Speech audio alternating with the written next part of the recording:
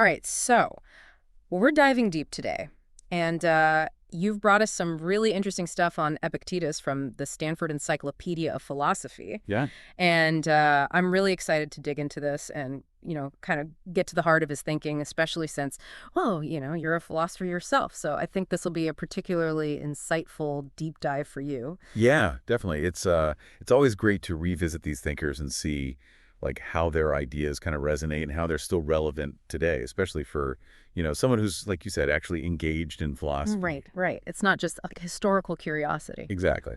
So, well, let's start at the beginning. Who was this guy, Epictetus? Okay, so Epictetus, he was a Greek philosopher, lived in the first and early second centuries CE, Hmm. and he was a big name in Stoic ethics.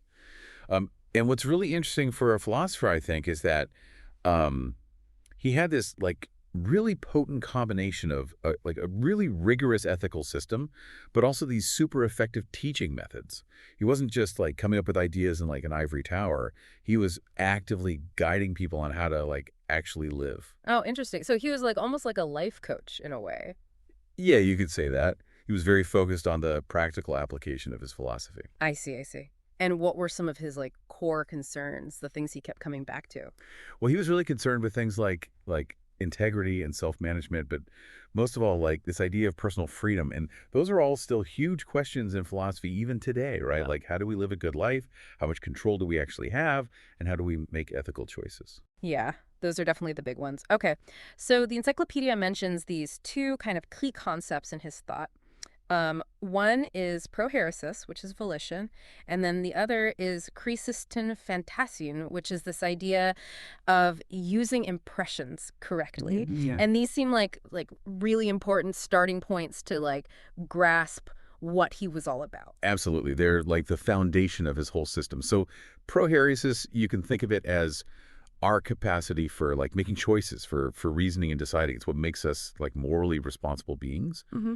And then the correct use of impressions, that's all about how we critically engage with the world, right? How Yeah. we take in all the information that's coming at us and then decide what to do with it. And these two things are super connected, right? Yeah. Because the choices we make, they're informed by how we're interpreting and reacting to all those impressions. Oh, okay. Yeah. I'm starting to see how those fit together. So, it's also interesting that the encyclopedia describes him as, both heartfelt and satirical. It doesn't sound like he was just like this cold, moralizing figure. No, not at all. He was like a real person. He was engaging, and he wasn't afraid to use humor to get his point across. It also calls him, what is it, a lucid resystematizer and a challenging applicator of Stoic ethics. So it sounds like he wasn't just repeating what other Stoics had said before him. Right, exactly. Hmm. He took those fundamental Stoic ideas and then he like really infused them with his own like sharp insights and his own style of like direct communication.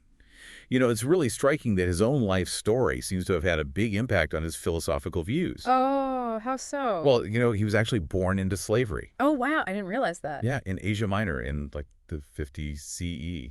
And his master was Epictetus, this really powerful guy in Nero's court. Okay. So you can imagine how this experience of like being totally unfree must have really shaped his thinking, especially his focus on inner liberty. Yeah, that's a really powerful connection. Like his life experience is feeding into his philosophy. Exactly.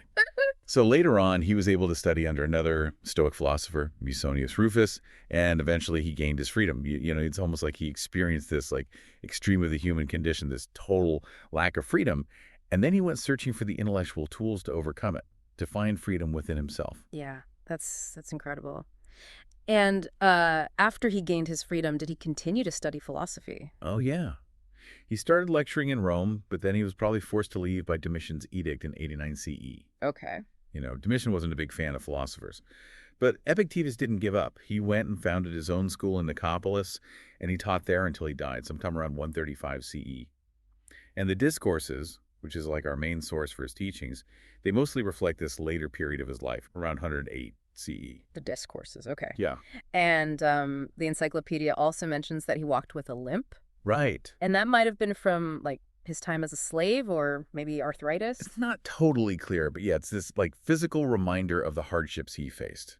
And what's really remarkable, he adopted a child later in life, even though he never married. Yeah. It's like these little details really give you a glimpse into his character, Absolutely. It shows that his philosophy wasn't just some abstract set of ideas. It was like deeply connected to how he lives his life and how he treated others. Yeah, it's fascinating how these personal details kind of come through, even though we're talking about, philosophy from centuries ago.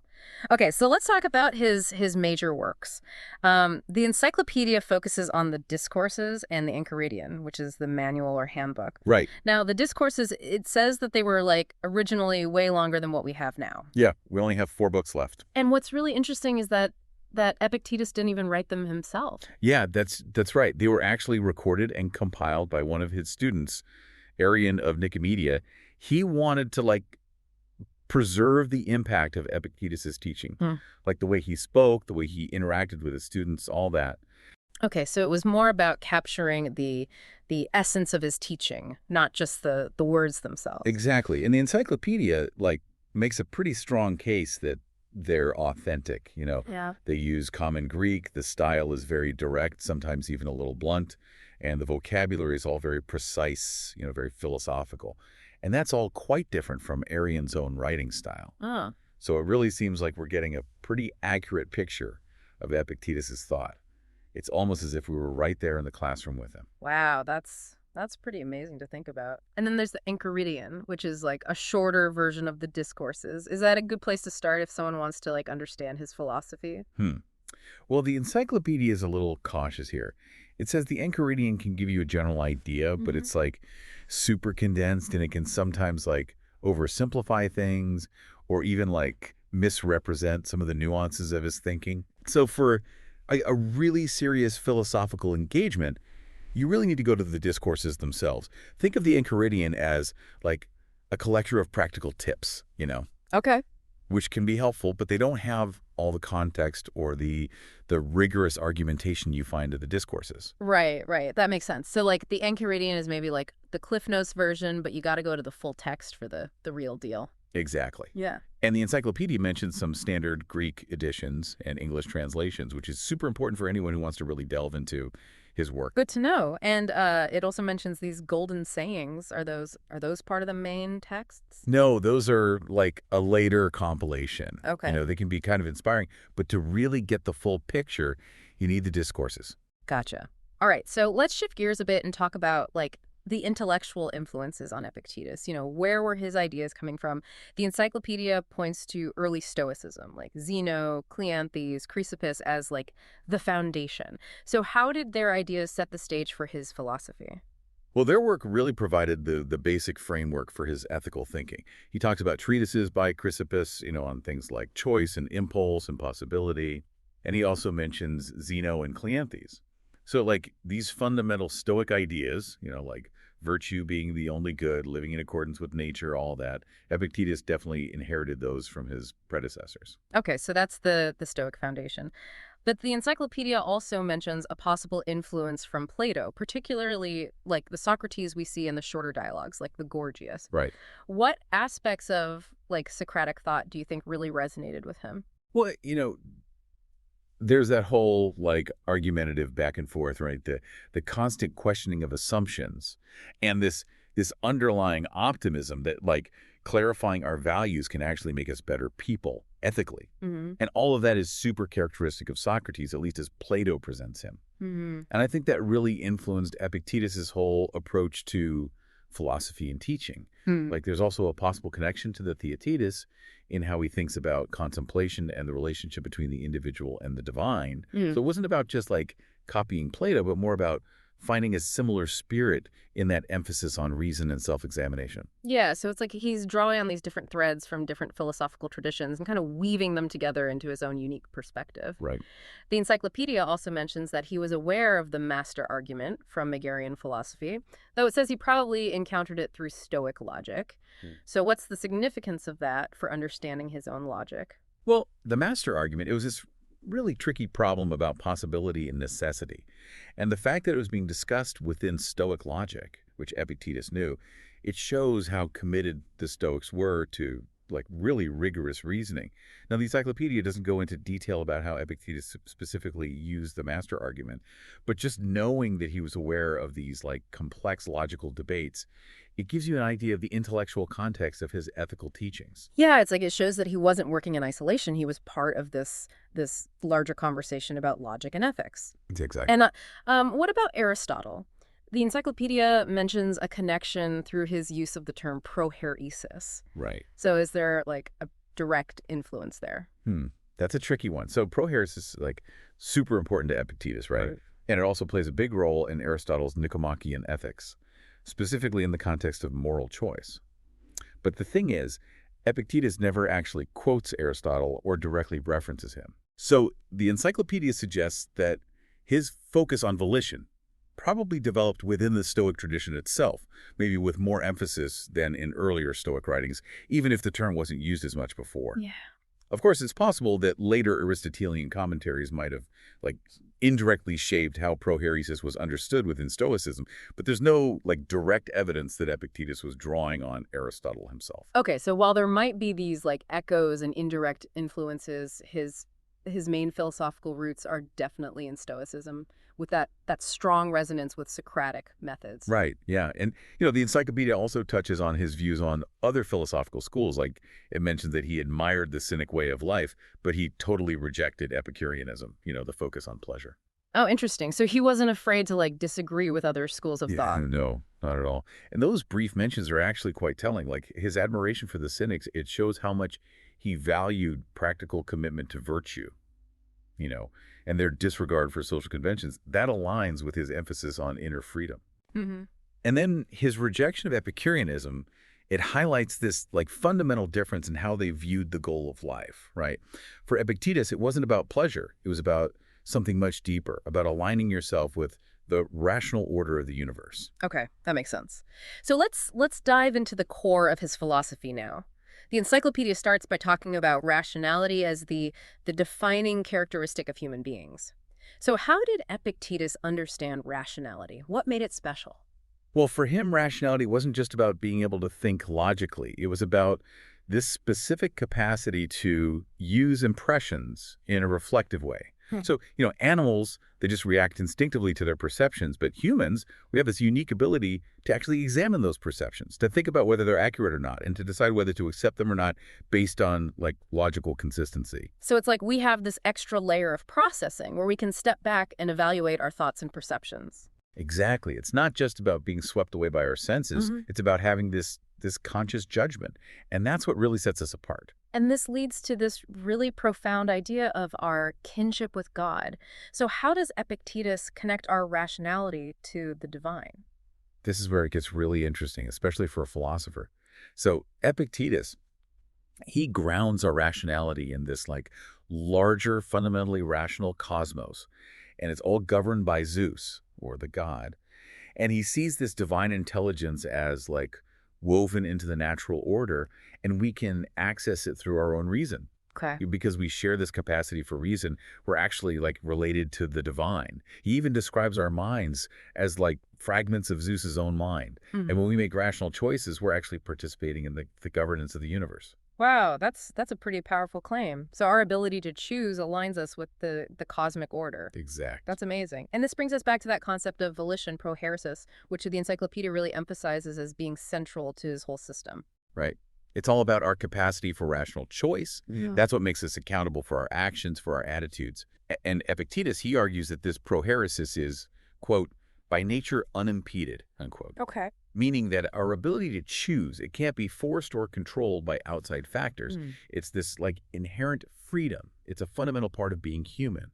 In fact, for Epictetus, this power of volition, it is the real person, the true self. So all those things we usually identify with, like our bodies, our possessions, our status, that's all considered external to this core self that's defined by our power of choice. Exactly. All that external stuff, it's subject to chance. It can change, Yeah. It's like the material that our volition acts upon, but it doesn't actually make up our essential being. Okay. our Yeah. true self. It's in our internal landscape, it's in our convictions, our intentions, the way we choose to respond to all those impressions coming at us. Yeah. That's a really different way of looking at the self, and this Hmm. distinction between our inner power of choice and the external world that seems to have some big implications for how he understands value. Absolutely. Okay. Because our true self, our freedom, it all resides in our volition, the ultimate good for humans. It's about the state of our volition. Yeah. It's about virtue. And that means properly using our rational nature, recognizing our connection to the divine, and making choices that align with the harmony of the universe. We all have this like natural idea of good as something beneficial, but we often mess up by applying that to external things that we can't actually control. So external things aren't inherently good or bad. Right. They're kind of neutral until our volition comes into play. Like the encyclopedia quotes him as saying, the materials of action are indifferent, but the use we make of them is not indifferent. So some external things might be more naturally preferable, but their real value depends on how we choose to engage with them. Even something like death, if you look at it in isolation, it's indifferent. What matters is how we face it, whether it aligns with the larger cosmic order. So it's not about being careless or dismissing those external No, things. not at all. We should use them wisely, with discernment, recognizing that they don't have ultimate value in themselves. Mm. But we still have to act appropriately in the context of our lives. Like he uses this analogy of ball players, right? Okay. They understand that the ball itself has no inherent worth, but they still play with skill and dedication because they value the activity itself and they want to play well. Right. So it's about shifting our focus from those external circumstances to our internal state. And this seems to have big implications for how we understand our emotions. Definitely. So Epictetus, he argues that all those negative emotions like grief, fear, envy, anxiety, they all come from this mistaken belief that our happiness depends on things outside our control. Hmm. And he follows the Stoics before him in saying that our emotions aren't just passive reactions, they're really connected to our judgments about what we value. Okay. So by correcting those judgments, we can actually change our emotional landscape. So, like, if we feel angry or betrayed by someone's actions, it's because we're giving too much importance to something external, something we can't control. Exactly. Their choices are their own. They're within their sphere of control, not ours. From our perspective, their actions are just external events. They don't have any ultimate impact on our own inner freedom or virtue. So, how should we respond then? Well, maybe pity would be a more appropriate response, Mm. recognizing that they're making a mistake in their judgment. But ideally, we should try to help them see things more clearly if we can. Okay. But he's not saying that we should, like, suppress all emotions, become these, like, emotionless robots. No, not at all. It's not about getting rid of all feelings. It's about cultivating the ones that are aligned with reason, with a correct understanding of value. Okay. Like feeling gratitude for the order of the universe, that's appropriate. Hmm. Even remorse, as part of our ethical development, that can be a good thing. Right, right. It's about, like, having the right emotions for the right reasons. So, this focus on our internal world, does that mean we should just ignore everyone else? Not at all. The encyclopedia also talks about this idea of appropriate other concern, how we should relate to other people. Okay. And he says our interactions should be guided by two things, modesty and love of humanity. Modesty means being thoughtful about other people's perspectives, considering their point of view. And love of humanity, that's about being willing to act for the benefit of others, especially the people we're close to, our family, our friends. Okay, that makes sense. And the best way we can help others, it's by helping them develop their own rationality. So it's almost like by focusing on our own inner freedom and virtue, we're actually contributing to the well-being of others. Yeah, I think that's a key part of his thinking. He sees our own flourishing and our concern for others as like interconnected. When we act rationally, it often benefits the common good. And having meaningful relationships, that's a natural part of life, Mm-hmm. as long as it doesn't compromise our core values. Even when we experience loss, he encourages us to accept the mortality of our loved ones, just like we accept that material possessions can break or be lost. That's a tough one, but I see what you mean. Yeah. But ultimately, our primary allegiance is to that divine order, and our concern for others comes from our shared humanity, our shared capacity for reason. That's a beautiful way of putting it. So how do we actually, like, cultivate this correct volition? How do we achieve this inner freedom? The encyclopedia talks about self-cultivation and autonomy. What are the key practices involved? Well, it takes constant self-examination. It's this ongoing process of like identifying, correcting those mistaken judgments. Okay. And while the teacher can help, ultimately it's about self-education, you know. It's about using our own reason to improve ourselves. We have to learn to pursue our goals with reservation, meaning that we acknowledge that we don't control everything and we avoid impulsive actions and hasty judgments. And even those like deep-seated emotional patterns, we can change those through practice and conscious effort. So it's not like a one-time thing. It's a constant process. Exactly. It's a way of life. And how does he like reconcile this idea of autonomy with the fact that, he believes in a universe that's governed by God? That's a good question. So Epictetus, he says that our autonomy, it's not like negated by a divinely ordered universe. It's actually inherent in the very nature of our rational faculty. Like a skilled craftsperson can evaluate their own work, right?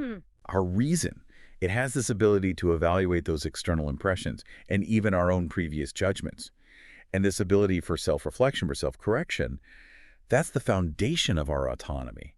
It's what allows us to, like, shape our character, for better or for worse. So it's not a conflict between freedom and divine order. It's more like they work together. Right. Our freedom is part of that divine order. Okay, that's really interesting.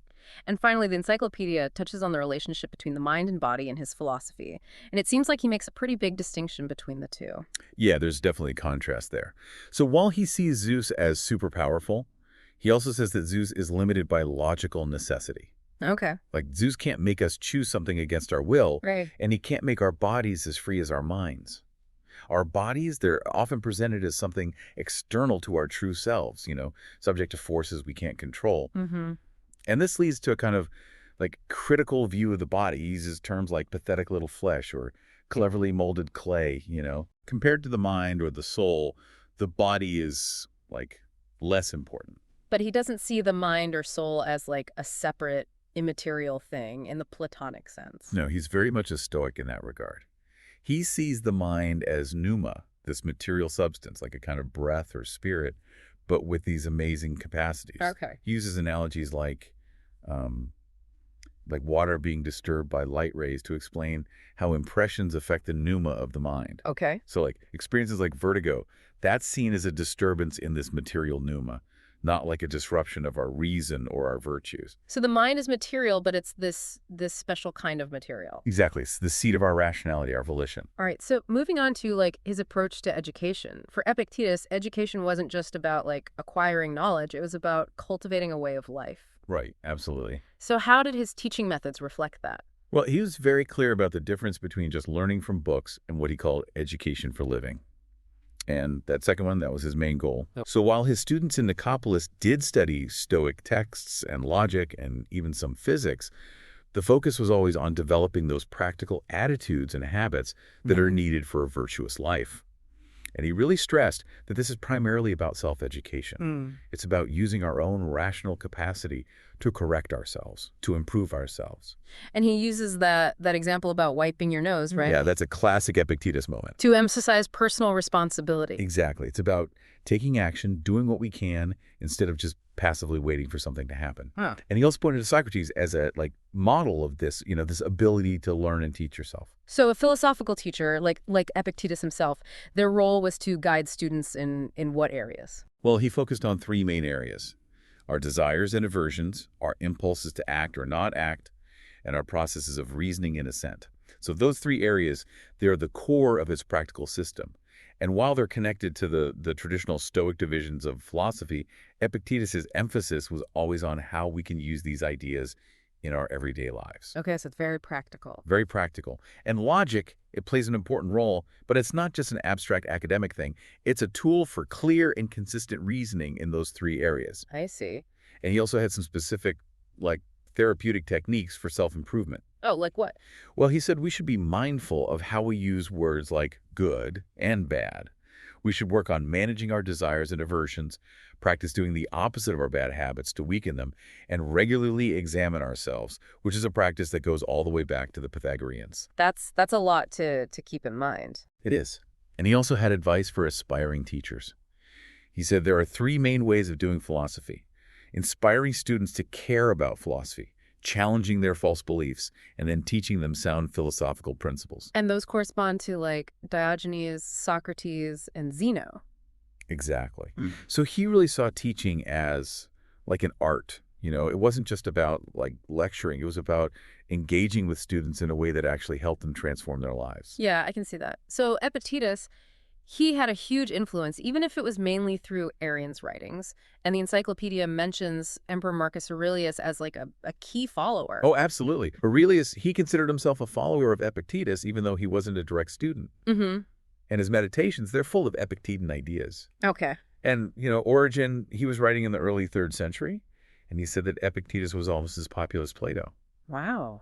And then centuries later, Simplicius, he wrote a commentary on the Enchiridion, which shows that people were still engaging with Epictetus's work. So his influence really spanned centuries. It did. And the Enchiridion, it had this like resurgence in popularity in Europe, like centuries later. It was even popular in monasteries. And in the 17th century, intellectuals like Duverre and Lipsius, they saw his teachings as compatible with Christianity. Oh. It's interesting, though, Pascal, he had a bit of different reaction. He admired Epictetus's morality, but he questioned whether humans could really perfect themselves without divine grace. Okay. And even Descartes, he took some of Epictetus's ideas about value and incorporated them into his own personal ethics.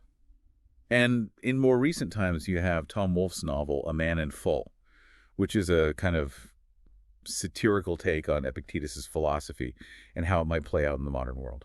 So for you as a philosopher, what are the big takeaways from our deep dive into Epictetus? What are the things that are still important today? Well, for me, there are a few things that really stand out. First, his focus on inner control, on the radical freedom of our volition. That's still a really important topic in philosophy today. And then his idea that human rationality is connected to this divinely ordered and rational cosmos. That's a really interesting metaphysical framework for ethical inquiry. Okay.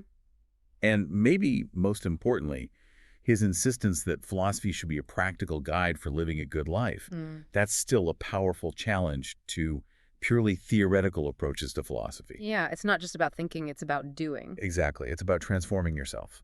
And what aspects of this philosophy do you think are still, like, open for debate or could spark new discussions in philosophy today? Well, the nature of free will, especially in relation to determinism, that's a big one. Mm-hmm. And Epictetus's ideas about volition, they offer a really valuable perspective on that debate. Mm-hmm. And then his distinction between internal and external value, that's also relevant to contemporary discussions about well-being and the good life. And his approach to teaching, focusing on the practical application of philosophy, that resonates with a lot of people who are thinking about how to make philosophy more relevant to everyday life. So, to wrap things up, here's a final thought for you, the listener, to ponder. How does Epictetus's emphasis on individual responsibility, on carefully managing our internal impressions, how does that fit in with contemporary discussions about agency, about epistemology, about the social and political dimensions of human existence? And what are the limitations, or maybe the untapped potential, of a philosophical system that's so focused on the individual's inner world, especially when we're facing these complex, interconnected challenges in the external world? Yeah, it's a lot to think about. It is.